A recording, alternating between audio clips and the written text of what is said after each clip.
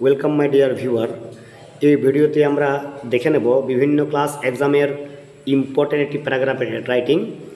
Video শুরু করার আগে সবার কাছে অনুরোধ, ভিডিওটি অবশ্যই শেষ পর্যন্ত দেখো। ভিডিও ভালো লাগলে একটি লাইক ও একটি সুন্দর কমেন্ট, তার সাথে চ্যানেলটি সাবস্ক্রাইব করতে ভুলে যেও না।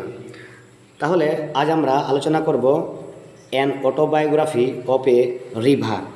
তাহলে অটোবায়োগ্রাফি কি আমি তো বলেছি, autobiography is the life story of a person written by himself or herself.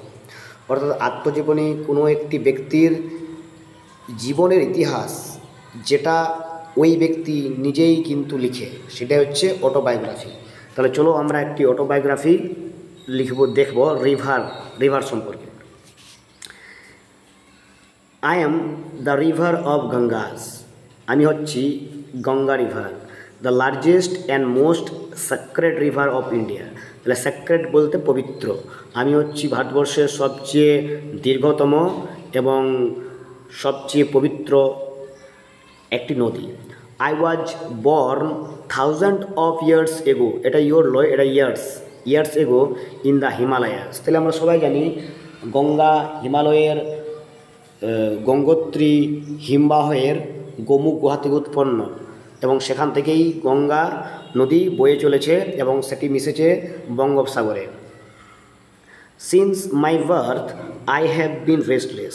তাহলে যবে থেকে বা যেদিন থেকে আমার জন্ম সেদিন থেকেই আমি কিন্তু রেস্টলেস, অর্থাৎ বয়েই চলেছি। I flow into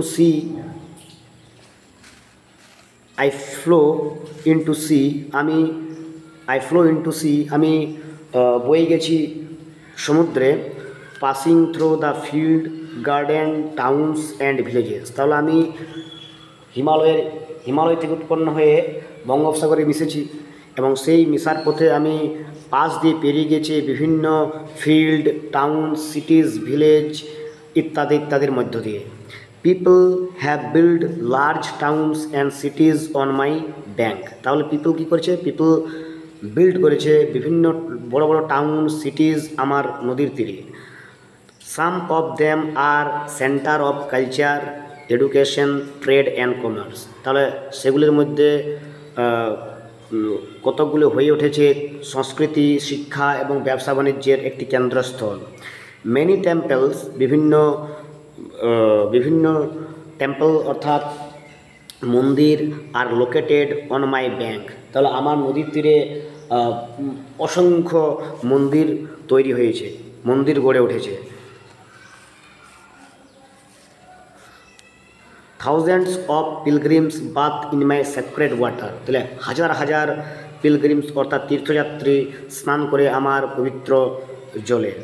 I am considered a deity by thousands of people in this country. তাহলে এই ভারতবর্ষের, এই দেশের অসংখ্য মানুষের কাছে আমি হচ্ছি একজন ডেইটি অর্থাৎ দেবতা। ঠিক আছে, কনসিডার মানে মনে করে। তাহলে আমাদের দেশের অসংখ্য মানুষ কিন্তু আমার এই জলকে বা আমাকে দেবতা মনে করে।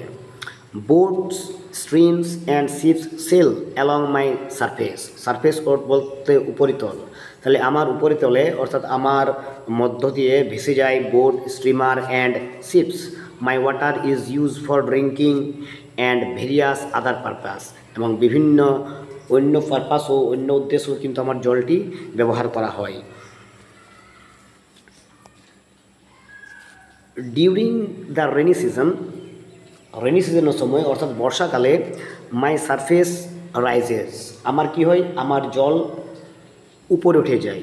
And I sometime overflow my bank. এবং কখনো কখনো আমার জলটা কী হয়ে যায়? ওভারফ্লো হয়ে যায়, নদীর তীরবর্তী এলাকা ছড়িয়ে যায়। তার ফলে কি হয়? কজিং ফ্লাডস, তার ফলে বন্যা তৈরি হয়। People suffer greatly. তাহলে কী হয়? মানুষজন এতে খুবই কষ্ট পায়। But I am not truly responsible for this. কিন্তু আমি এতে রেসপন্সিবিলিটি নয়, অর্থাৎ রেসপন্সিবল বলতে দায়বদ্ধ, আমি কিন্তু দায়ী নয়। ঠিক আছে, এটা হচ্ছে একটা প্রকৃতির নিয়ম। But it is sad to see part of me getting polluted with garbage, plastic and untreated medical waste. কিন্তু এখন বর্তমানে দেখছি এটা খুবই দুঃখজনক যে আমি কিন্তু দিন দিন পলিউটেড হয়ে আসছি। পলিউটেড মানে হচ্ছে দূষিত হয়ে আসছি। কিসের মাধ্যমে?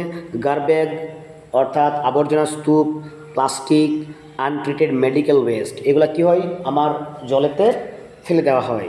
People use me as a natural dustbin, মানুষ কি করে আমাকে একটা ডাস্টবিন হিসাবে ইউজ করে, হুইচ ইজ ডিসহার্টেনিং, যেটা কিন্তু খুবই বেদনাদায়ক।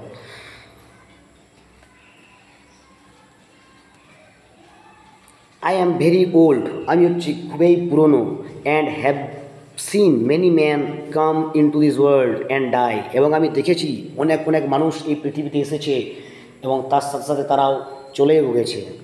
হাউ এভার, যাই হোক, আই হ্যাভ নো ডেথ, আমার কোনো মৃত্যু নেই।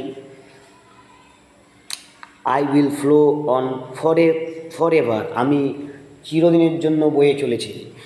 লাইক দ্য ক্লাউডস, মেঘেদের মতো। আই চেঞ্জ, মেঘেরা যেমন চেঞ্জ হই আমিও চেঞ্জ হয়ে আসছি। But I can not die, কিন্তু আমি কখনো মারা যাইনি। ভিডিওটি ভালো লাগলে একটি লাইক এবং একটি সুন্দর কমেন্ট অবশ্যই করো, এবং যারা নতুন তারা চ্যানেলটি অবশ্যই সাবস্ক্রাইব করে পাশে থাকো। Thank you.